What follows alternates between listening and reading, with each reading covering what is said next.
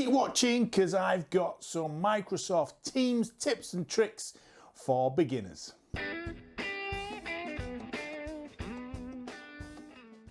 Hi guys, welcome back to the channel. My name's Tony and this is Tony Dawson Tech.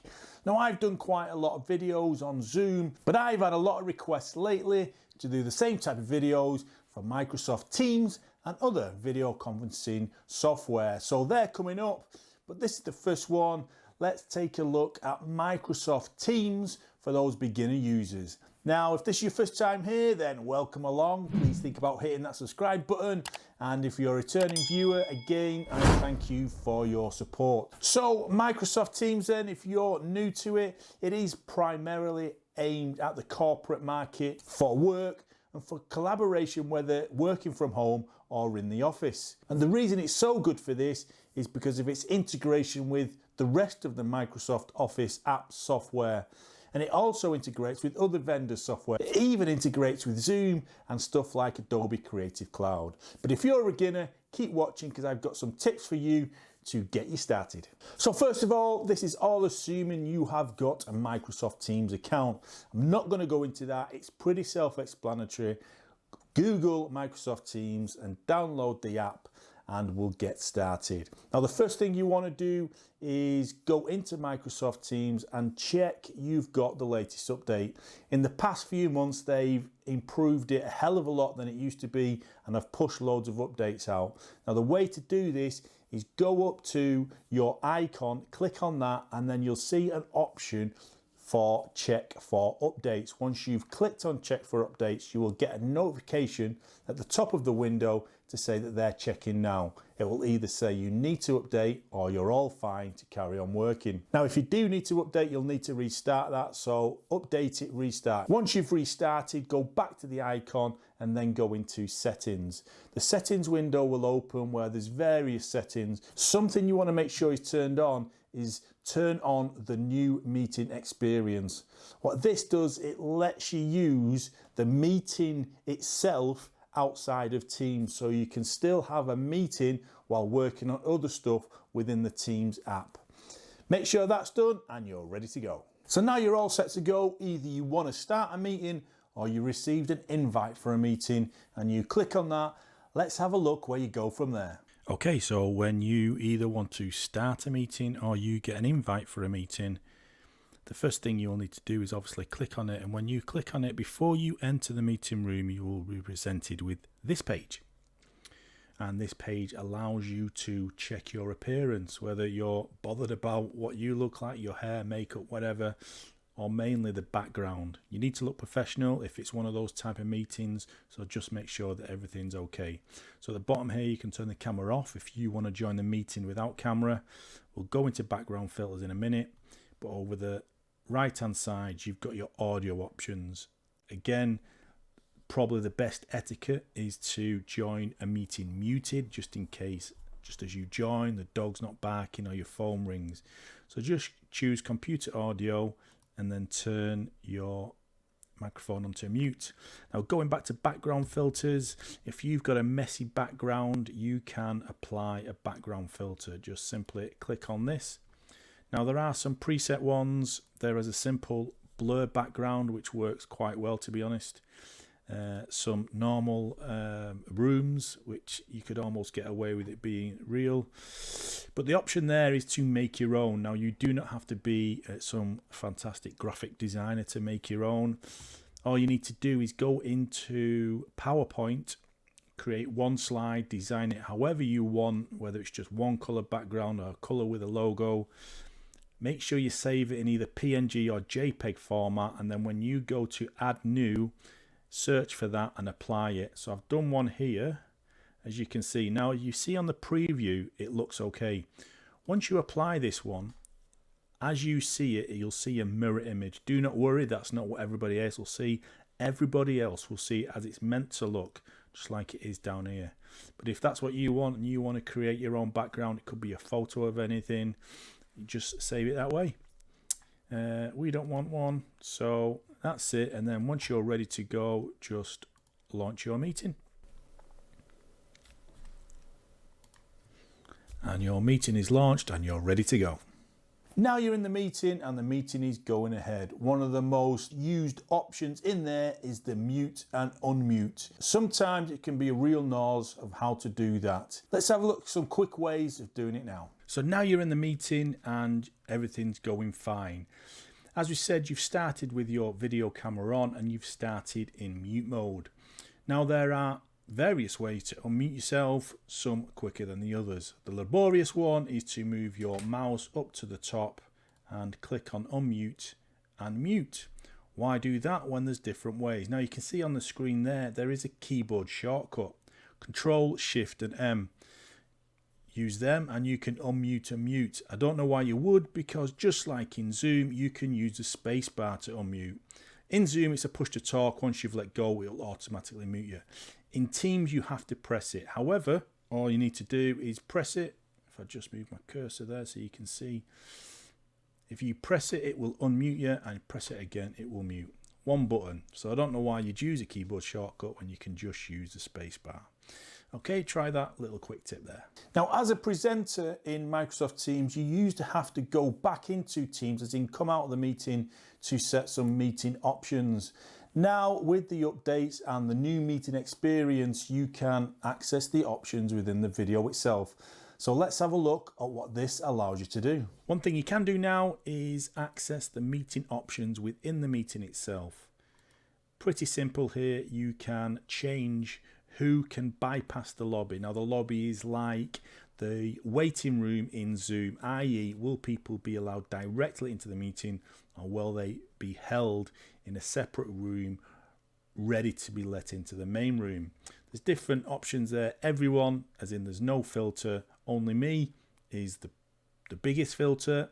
You've got to let everybody else in, or there's bits in between depending on organisation and trusted organisation and guests. So select that as you would, which is everyone. I trust everyone. And who can present? Again, it says what it says in the tin. It's either everyone, so everybody that joins will be a presenter, i.e. have the full controls. They can unmute and mute people. They can change other people's participation level, whether a presenter or an attendee. Only people in my organisation, or only me. Again, it all depends on your type of meeting, whether it's just you or everyone or specific people. I suggest you keep it as only me, and then from within the meeting itself, click on save. From within the meeting itself, you can then change the individual people who you want to give the option to present. That's pretty simple in there. Do that now, you can have it within the meeting itself. So now as a presenter, you've checked your options, you're ready to present, and now you're presenting. So what is the difference between a presenter and an attendee, and what rights do they have? Let's have a quick look. Okay, so now we're in a meeting. We need other people to join us to have a look at meeting controls. So let's invite someone. There's many different ways you can invite people. You can type a name if they're already part of your team. You can share the invite link. If you click on that, you can copy the meeting link or share via email. Various different ways, but what you want is to invite people. They will get a notification on the screen that they've been invited to a meeting, so long as they've got Team installed. And they just click on that, do their in-meeting controls, and they will appear. Let's do that now. Okay, so there we have it. We've got somebody else join the meeting. That's me and me. So they've joined this meeting, and they've joined this meeting as a presenter. Now, a presenter is pretty much like a co-host in Zoom. They're given the same controls as the organizer or the presenter as it is. They can mute and unmute people. They can share their screen. They can present. So that's what they can do. Now, if you're a teacher teaching a class, I suggest you turn this off, and we'll have a look at that in a minute. But a participant is someone who can share their screen. If you do need to change someone as a presenter and make them into an attendee, you just click on their ellipses at the side and make an attendee. You will get confirmation and you will change. They are now an attendee, and they will get a notification on their screen that they've been made an attendee, and they will not be allowed to present. So as an attendee, you have a lot less controls. You can mute and unmute yourself so long as the presenter hasn't turned the option off, and you can watch. It's pretty much you're just there to watch. And the reverse is possible. If you've got a list of attendees and someone wants to present their screen or become a presenter, Click on that again and you can make a presenter. You'll get the same notification and they will get them a notification on the screen, which allows them to present. We'll go on to presenting in a bit. So as a beginner, what you've just seen there should help get you started, whether you're an attendee or a presenter.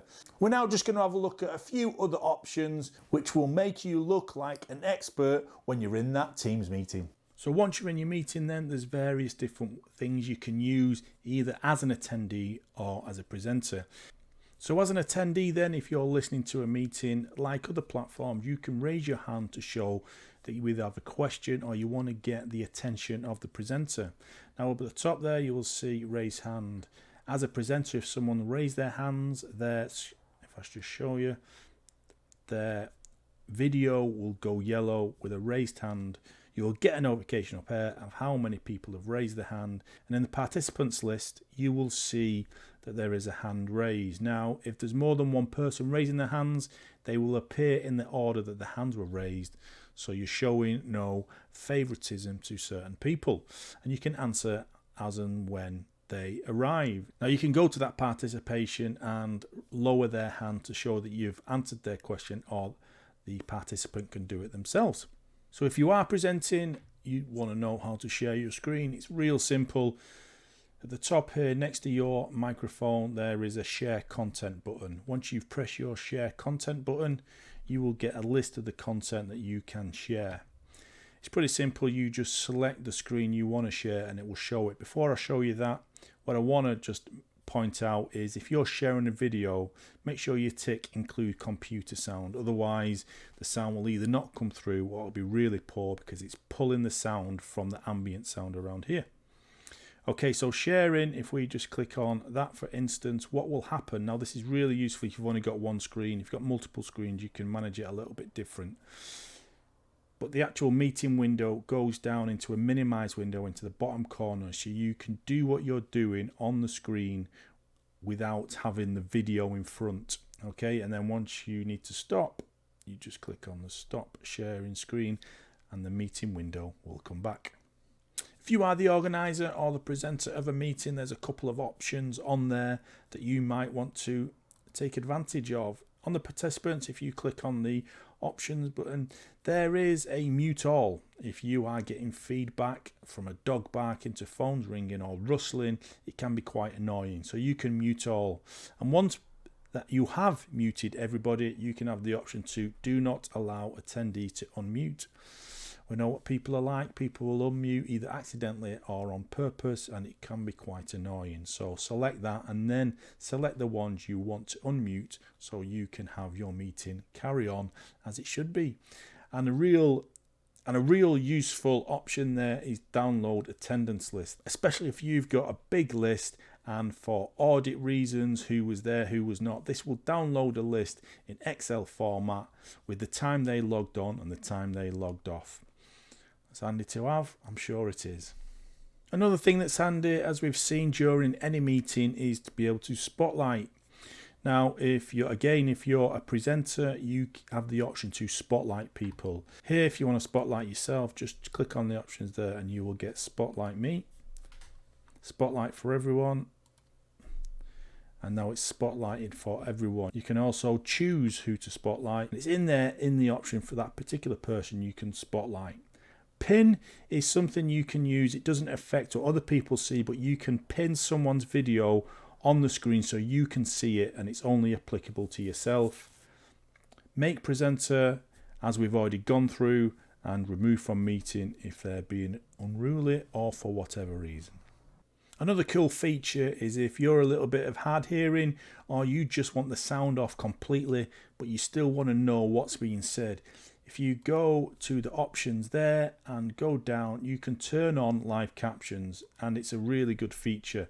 It only affects you, not anybody else in the room, so you can see what is being said without hearing what's going on. That's a brilliant feature in my eyes. I use it quite often so I can have something else going in the background and it then not interfering. But as you can see, it's pretty accurate. It can tell what I'm saying and it's quite quick. It's doing it as I'm saying it. Really good feature. there you have it. I hope you found something in that video quite useful, especially if you're a beginner. If you're a seasoned user of Teams, you still might have found something useful. If there's anything else you want to see on Teams, there will be more videos. Please let me know in the comments. Is there anything you can recommend that I share with the viewers? If you like that, please give me a like. It really does help the channel. If you want to support the channel in other ways, then think about buying me a coffee. It will be much appreciated. And if you haven't subscribed yet, that's up here. Here's another couple of videos if you want to carry on watching. Until next time, guys, I'll see you later.